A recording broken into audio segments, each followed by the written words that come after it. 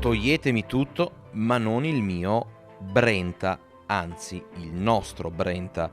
Il grido d'allarme, che è al tempo stesso una richiesta avanzata alla Regione Veneto, arriva da chi sul fiume vive e fa vivere turismo, crescita sociale, progetti legati alla salute, al benessere e iniziative didattiche con centinaia di scuole.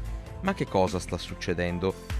Diversi operatori segnalano il pericolo che dirottando sempre più acqua alle centrali idroelettriche, il Brenta finisca ripetutamente in secca. In questo modo, praticamente, si chiuderebbe un rubinetto che eroga servizi e attività a un'intera vallata. Per noi diventa un problema di pericolo perché il Brenta non è fruito solo da noi, ma è fruito da migliaia di sportivi e di turisti tutti i giorni ed è diventata una palestra internazionale stupenda che non possiamo certo dimenticare. Il valore sociale del fiume Brenta è importantissimo, anche dal punto di vista didattico. Sappiate che quest'anno noi abbiamo portato 180 istituti e stanno riprendendo dopo la pandemia a tornare, sono venuti gruppi di asti eccetera. Dunque ha un valore sociale, sportivo, agonistico e didattico.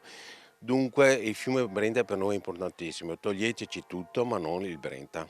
Un messaggio chiaro sia per quanto riguarda il mittente che soprattutto il destinatario.